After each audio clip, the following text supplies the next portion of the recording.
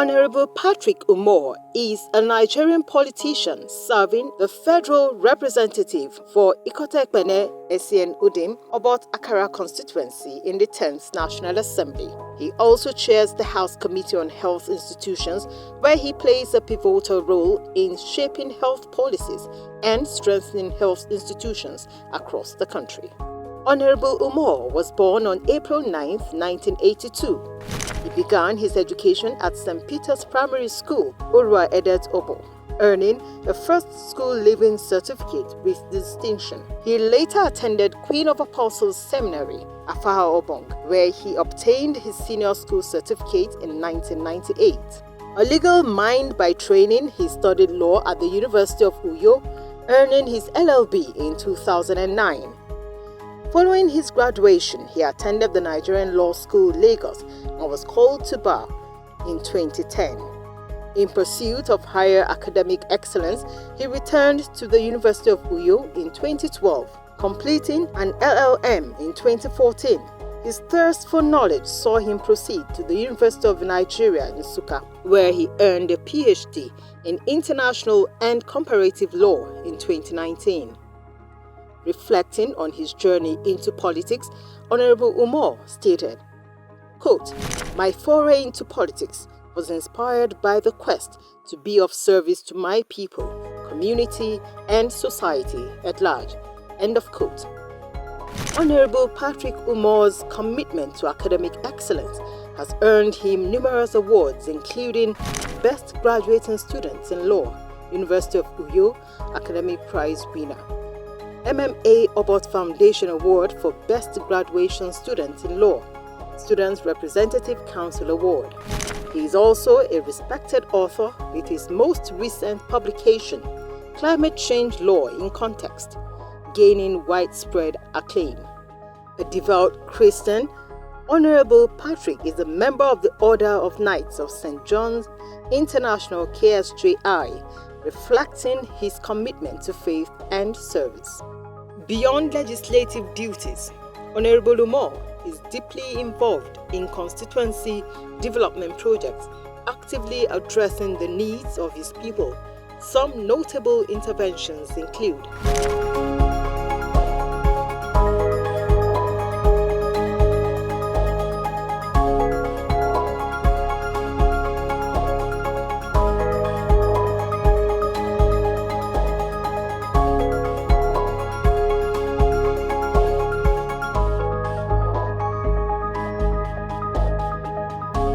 These projects highlight his commitment to uplifting the lives of his constituents and ensuring the development of his community.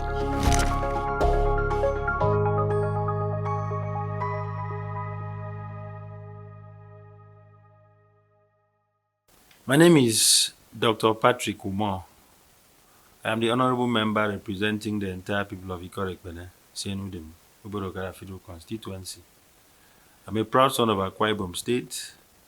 By the grace of Almighty God and the indulgence of the Right Honorable Speaker, I am the chairman of the House Committee on Health Institutions in the 10th House of Representatives. Nice to meet you, sir. Many happy returns. All right, sir. So how do you assess the overall efficacy of government agencies in this year's budget defense?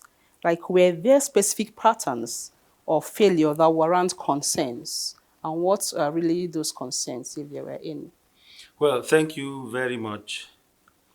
The 2025 budget proposal, I call it proposal because the National Assembly is still working on it. Okay.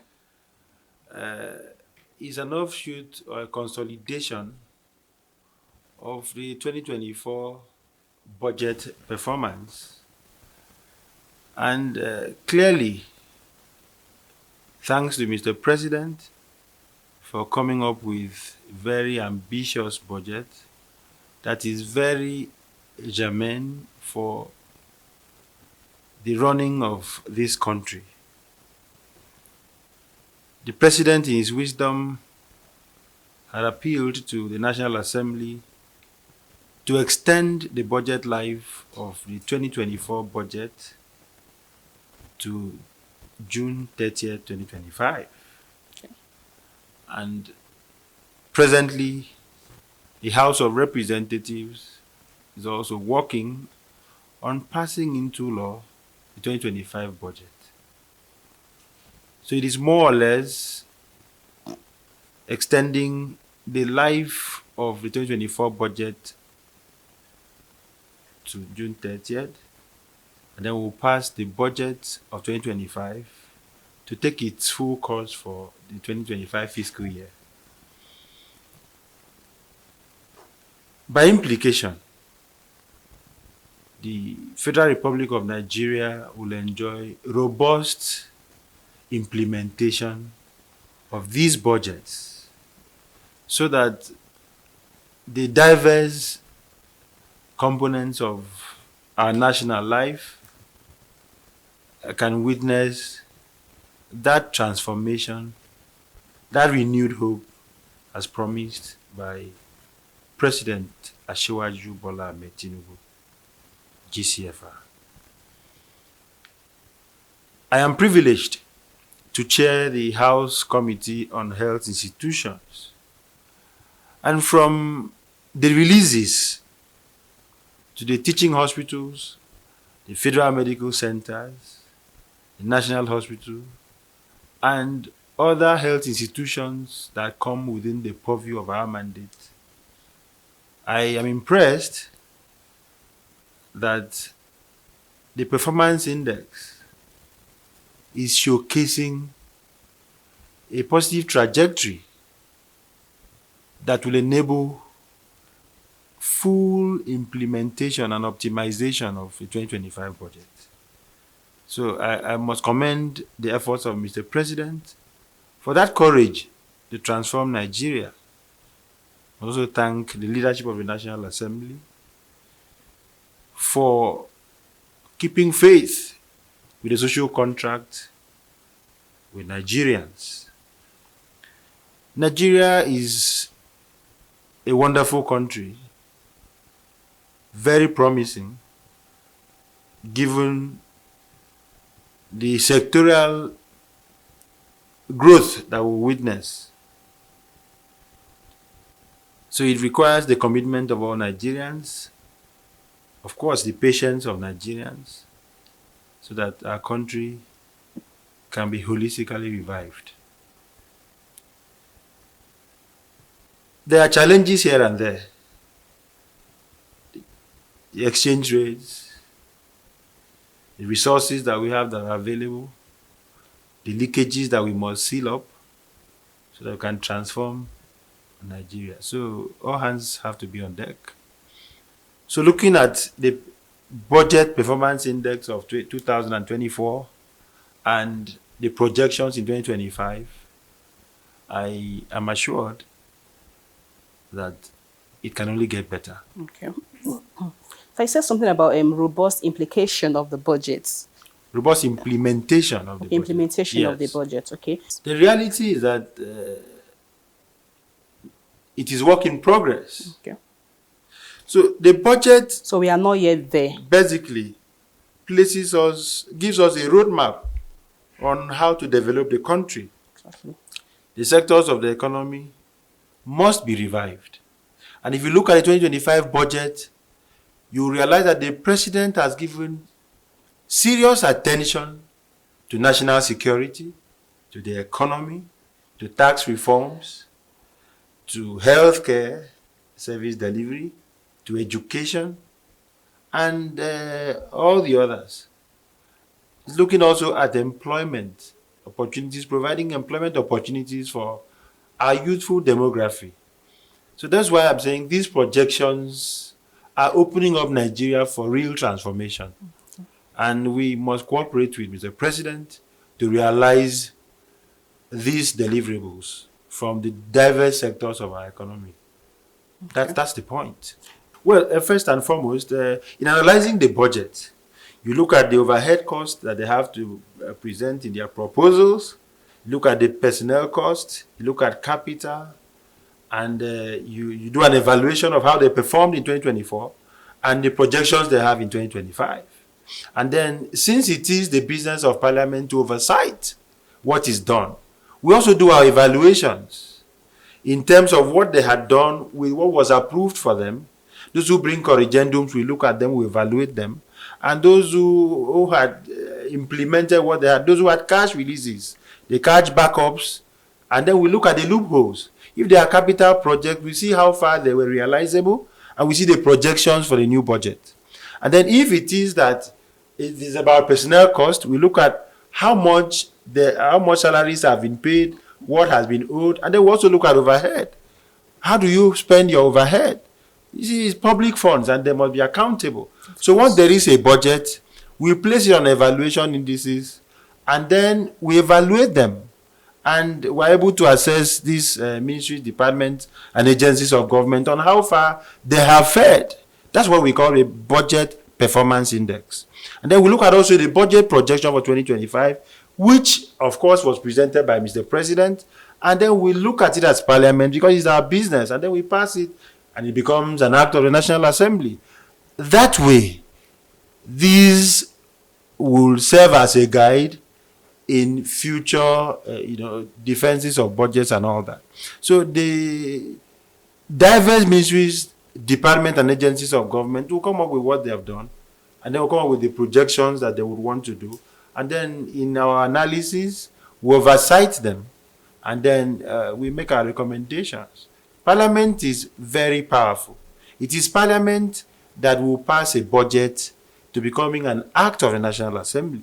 And when it is an act of the National Assembly, it becomes law that must not be flouted. And then we now engage in oversight after budget is passed to see how far the MDAs have fared. We look at the cash releases. We look at how much they have executed the projects that were projected in the budget. And then that is how to evaluate or assess the performance of the ministries, departments, and agencies of government. Then where there are loopholes, we ask questions. And then we can actually cause as Parliament the prosecution of defaulters. We can make such recommendations. We can summon defaulters. When we find that there are loopholes in terms of corruption, in terms of non-execution of projects, abandonment of projects, Parliament has capacity, has inbuilt constitutional powers to make these assessments and call these the defaulters to order. So it's more or less not that Parliament exists to witch hunt. No, but Parliament exists in the interest of the people. Okay. That's why it is named the People's Parliament. So we do these assessments in the interest of Nigerians. That's our call to duty. But in the committee I chair, it was very painstaking in the budget defense. We took them one after the other. Every teaching hospital in this country appeared to defend the budget, and we made practical assessment of the budget performance index of 2024 and the projections for 2025. So each teaching hospital had to do so. Every federal medical center had to appear before the committee. And so I took them one after the other, about 56 of them. And the National Hospital was there. I met Abuja. I made sure they defended their budget, and individually, each of them defended. We sat through the process. We went on break, reconvened, and sat through the process. Fantastic efforts, sir. So what do you believe are the primary reasons some agencies struggled to adequately defend their budget? What was their reason for struggling to defend their own budgets generally? Yeah, maybe I should use this opportunity to say this. I belong to many other committees, and I witnessed firsthand budget presentation by the different committees. Okay. I mean, I am a member of Public Procurement Committee, I'm a member of Public Asset Committee, I'm a member of Basic Education Committee, I'm a member of Federal Character Committee, I'm a member of many other committees, Judiciary, I'm a member of the Judiciary Committee, and many others. They may not strictly have difficulties defending budget. The issue may come if you are assessing the performance index, because that becomes a challenge for the future projection in 2025. So it may not necessarily be that they may come with difficulties, but As parliamentarians, if you know your job, if you know your onions, you sit over a budget, you must take a critical look at the 2024 budget, examine how it was implemented, looking at the performance index, and then when you divest the core issues, it will be easy to know how they will fare in the new projection in 2025. But the reality is this. There are a lot of issues, bottlenecks here and there in the performance of a budget. That's how do we allow the budget to breathe into implementation. There are bottlenecks like approvals. Some jobs will have to go for Federal Executive Council approvals. There may be delays. Some may be as to cash backups, cash planning, cash releases. All of that are bottlenecks. And then, but it is important that these bottlenecks be introduced. The bureaucracy is also very necessary to check corruption. And so the executive must be commended because at every point, someone has a job to do. Those who check the cash backing, those who check the cash planning, those who check budget implementation, those who give approvals at the different stages, they have their jobs to do. And so, it may not allow the budget to breathe easily. But then it is important that we introduce these checks so as to check corruption. Because, of course, we are at home with the fact that corruption is fighting back as we are fighting it. And so these checks are important. But then again, as Parliament, we also sit over these things to see how the projections can flow. So I don't see difficulties. I see opportunities at every point because I want this country to work. I know that so many of my colleagues are very dedicated and conscientious about this country. We want to partner with Mr. President so that our economy can thrive. Okay, we have challenges about national security, and the president has devoted so much, humongous sums, to tackle national insecurity. Insurgency everywhere. I mean, the president is doing so much, and the much the president is doing, you can agree with me, is yielding results. So that we can now go to the northeast, to the northwest, where these things are prevalent, and do business. That will reduce the cost of living. The cost of buying things in the market will reduce. If you go to, of course, you know how they are very involved deeply in agriculture. But if they cannot access their farmlands because of insurgency, life will be very costly. The prices of goods will go up. So, given all this, the president has dedicated so much to fight insecurity. And that will help Nigeria. Healthcare is also another important where the president has devoted so much money to improve healthcare service delivery. Education is also another one. Unemployment is on the front burner, and the president is committed. So we partner with him, looking at the budget, so that we can do the needful to enhance our economic life, our social life, our socio-economic concerns, which must be tackled because it forms the basis of the fundamental objectives and directive principles of state policy, as enshrined in Chapter 2 of the Constitution. So we are here to work for Nigerians, and we are doing this at all costs. And to make Nigeria better for all of us. Thank you. Absolutely. Okay, so what steps is the House of Representatives taking to tighten its oversight and prevent agencies from failing to adequately justify their budgets in the future? Thank you very much. This is a very sensitive question. Okay. The 10th National Assembly created a committee on monitoring and evaluation of standing committees. It also created another committee on monitoring, evaluation, and implementation of legislative agenda. Now, the mandate of these two committees are clear. The mandates are clear. To ensure that all standing and ad hoc committees of the House do their jobs of oversight The House also has standing committees, such as the Committee on Public Account, the Committee on Public Procurement, and such other relevant committees that ensure that oversights are properly conducted. And the other 130 something, 39 committees of the House are dedicated to their duties as enshrined in the mandate. Of course, that's contained in the standing order of the House. So they conduct oversights, and where they notice loopholes, they ensure that these leakages are sealed. So that's the job of a parliamentarian. That's the job of a parliament.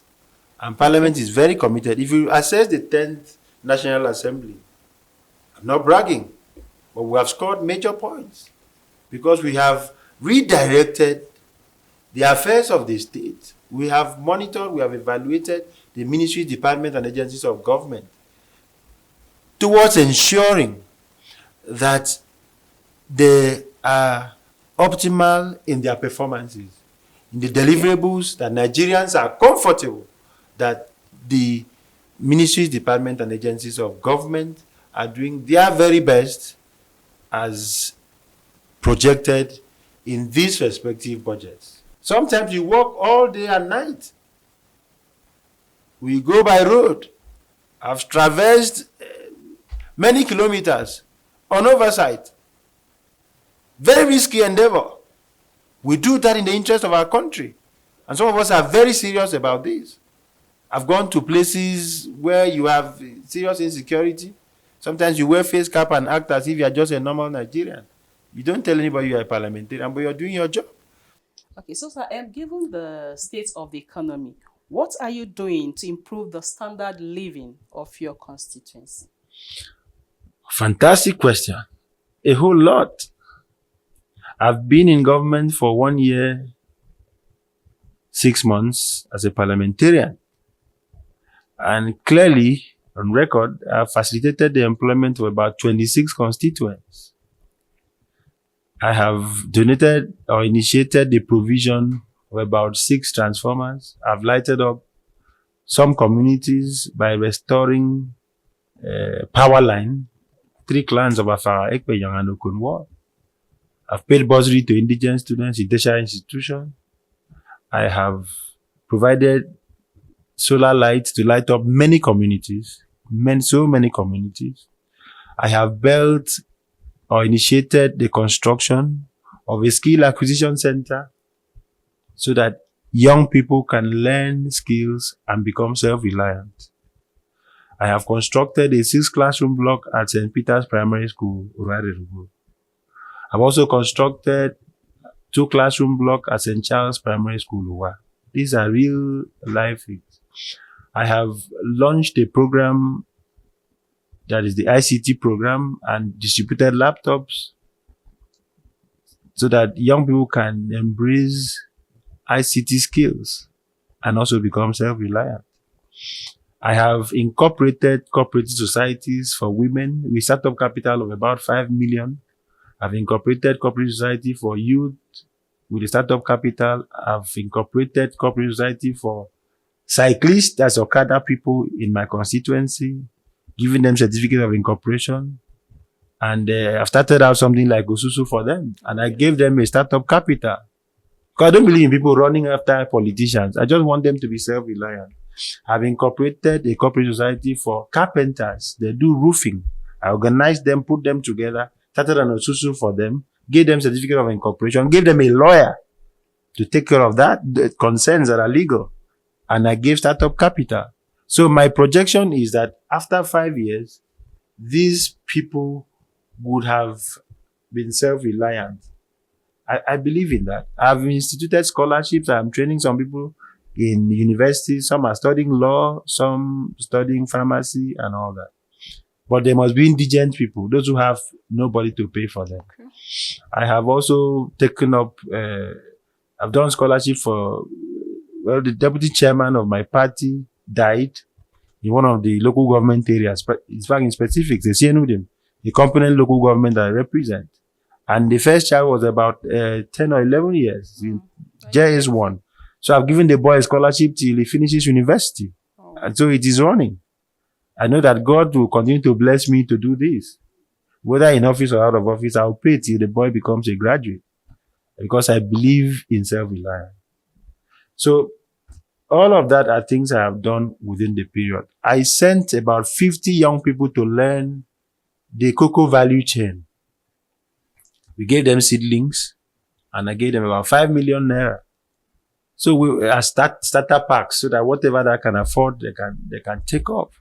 I try to interface with family heads, stakeholders, women, youth groups, and we're doing our very best. Remember, I am the first member of the House of Representatives from APC in my state. And I have my colleague, Clement Jimbo, who joined following the supplementary elections. So, and then I have a leader.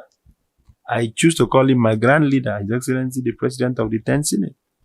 And so following in his footsteps, I must do my best. We've done much more. Talking about road grading, I didn't want to mention those ones, and other forms of empowerment. I've given people empowerment to start up shops, one in electricals. I've sent people to go and learn carpentry. I've sent people to learn plumbing. So many youths, young people. And this is because I want them to be able to feed their families and not run after politicians. So, and we are strategic in this direction because it may sound unpopular, but I think this is the best way to go given the way our economy is going. I've interfaced with physically challenged people, people living with disabilities, giving them hope. I've done the medicals. I tried to bring in some foreign partners to do medical outreach for my people during Christmas. So some white people flew into the country and assisted me in the constituency to give my people good drugs, quality drugs. And it lasted for a while. Some people who had hernia and operations had to benefit free from the operations. So these are targeting the people, the livelihood in rural communities. Okay. And I try to go around to do the other parts of one-on-one engagement with my constituents. I think we're doing our best. Just in 1 year. And then we've also tried to do some reconciliations. And then in terms of the major thing which brought us to the House of Representatives, which is about bills, motions, and petitions, I've done about 17 clear bills that can transform this country. I've moved several motions, including the motion moved for appointment of justices to the Supreme Court and the Court of Appeal. And the President timeously granted the resolution of the House, and justices of the Supreme Court were appointed and sworn in. I moved that motion. Many justices were appointed to the Court of Appeal, and it was Mr. President who acceded to the motion that I moved. Justices of the Court of Appeal were also appointed. I moved the motion for updating of all laws of our country into single volume. It has been done by the executive. So we've done many of these kind of life-touching motions. I've done a lot more on the economy, done a lot more on infrastructure, several life-touching motions. And for want of time, I may not analyze them one after the other, but if you want details, my office can furnish you with all these details. I've provided transformers, I think I've mentioned that already, to several communities, 500 kVA each. So I think God is helping us. I missed to say, of course I should say, that I have taken the name of my federal constituency to a global stage. I was privileged to address the Chatham House on the migration pressure, the African-European migration pressure. And I think it was a wonderful experience as a legislator. I have traveled far and wide to represent the Nigerian House of Representatives, all thanks to the leadership led by the Speaker of the House of Representatives, Right Honorable Tajuddin Abbas.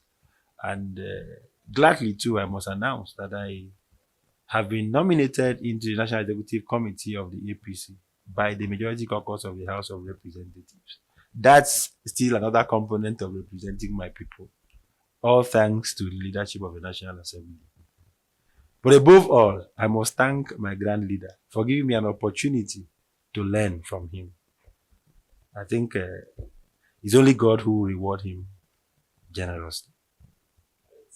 I represent the entire people of Ikot Ekpene, Essien Udim, Obot Akara constituency. Mr. Speaker, I'm a proud son of Akwa Ibom State. I am a proud son of Akwa Ibom State. I rise to move a motion